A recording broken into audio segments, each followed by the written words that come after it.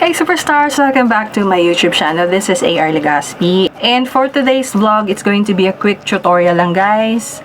Quick, very quick dahil super mabilisan lang talaga. Ang ating video is about Filmora basics. Okay, so I am a FILMORA9 user. So I'm going to share yung mga basic na ginagamit ko sa pag-edit ng videos. For today, ang ituturo ko sa inyo is about green screen. Ano nga ba yung green screen? Green screen is, for example, makalat ang inyong background just like mine and makita nyo ito lang plain na green and kung gusto nating palitan yung ating background, pwedeng-pwede. It's possible. Okay? So, kung ikaw ay Filmora user din and you're looking for a video like this, keep watching. But before we proceed to the tutorial, shoutout muna tayo sa ating mga viewers na masisipag na mag-comment. Unang shoutout kay Winterheart. Lagi talaga akong bumabalik sa channel niyo, ma'am, dahil dami ko talaga na nalalearn. Ang dami pong good tutorial. Magaling din po kayo mag-explain at clear na clear. Next is si Blessed Aiza. Salamat sa bagong kaalaman na makakatulong sa mga baguhan na kagaya ko. Si Althean Isla. Galing sisi, ganda ng content, very informative and helpful. Bayboys, Aman Vlogs. Wow, thank you for this tips. May natutunan naman akong bago. Keep on sharing po. God bless. Si Mamita's Corner. Hi host, Mamay Isa here. I always love to watch your content dahil very useful and informative siya. Keep on vlogging content like this. Yes, Mamay Isa, I will. Next is si Mikey Winoy Fam. Thank you madam sa mga videos mo na makabuluhan. Ganda talaga ng mga content mo. You never fail to deliver. So, that's it guys for today's shoutouts. Maraming salamat. Kung gusto niyo rin pong ma-shoutout sa aking next video, just comment. Comment lang guys yung honest review. And also, we are open for suggestion. Kung may mga katanungan kayo, kung may mga suggestion kayo for my next video tutorial, comment them and shoutout ko kayo next time. Siyempre, di makukompleto ang ating video kung walang ganito. Kung bago ka sa aking channel, please like, share, and subscribe. And also hit that bell button para naman lagi kang updated sa ating mga bagong uploads.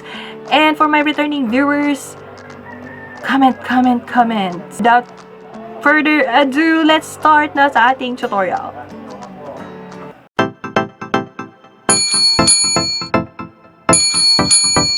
Okay, so guys, welcome dito sa aking Filmora9 wherein dito ako nag-edit na aking videos. And for today's vlog, ipapakita ko sa inyo kung paano gamitin ang chroma key or ang green screen effect dito sa Filmora9. We need the background na gusto nating ipalit and we also need the raw video wherein gusto nating palitan yung background. So how to get the file? Just click this plus button and automatic papupunta tayo sa ating files. Okay, so hanapin ko na yung background na gusto kong gamitin.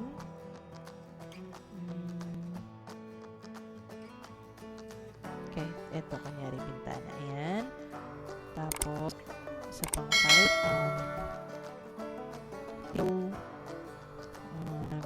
Yung raw video natin. Okay, so kailangan guys plain green. Kung mas maganda kung green yung background, plain. Wala dapat mga ibang items dyan. Sunod. Okay, so kailangan lang nating i-add ang mga items sa ating working space dito sa baba. Ito. So sa image, since maliit lang, pwede naman natin pakita. Yung image natin is may size na maliit. So yung image natin mas maliit yung size. So ang gagawin natin dyan is i-drag lang natin para lumaki. So what's next? Click natin tong video part. Close na natin yung ating background. Ayan. And then, click natin yung chroma key. Itong dropper. And then, kunin natin yung kulay ng ating background. Ayan. Tapos, let's do the adjustments. Dito sa set, kailangan naka-full. Kailangan konti lang yung kita dito sa mga edges. Yan. All black. Then, sa tolerance, pwede nyo rin pong i-adjust. Depende sa gusto nyo. Okay. Siguro yan. Tama na yan. Tapos sa edge thickness, as is or gusto nyo i-adjust, pwede. Pero, let's try muna kung gumana nga ba. Ayan. So, hindi pala malabas ating video, no? So, ang gagawin lang natin, itong video na to, taas lang natin, gumana na yung ating green screen. Pwede po kayo adjust para hindi masyadong halata or medyo mas smooth. So, sa edge thickness, mapamagin allow. So, adjustable po yan. Pwede nyo i-adjust according sa gusto nyo adjustment. Sa edge feather, I think okay na.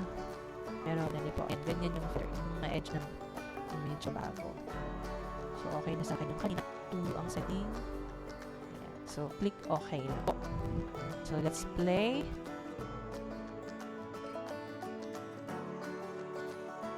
And that's it guys for our tutorial on how to use the green screen effect or the chroma key effect sa FILMORA9. If you like this video, please give this video a thumbs up, and kung di ka pa nakapag-subscribe sa ating channel, please like, share, and subscribe. And also don't forget to hit the bell notification para naman lagi kang updated sa ating mga bagong uploads. Thank you for watching guys. I hope to see you next time on my next vlog, and magandang buhay sa ating lahat. Goodbye!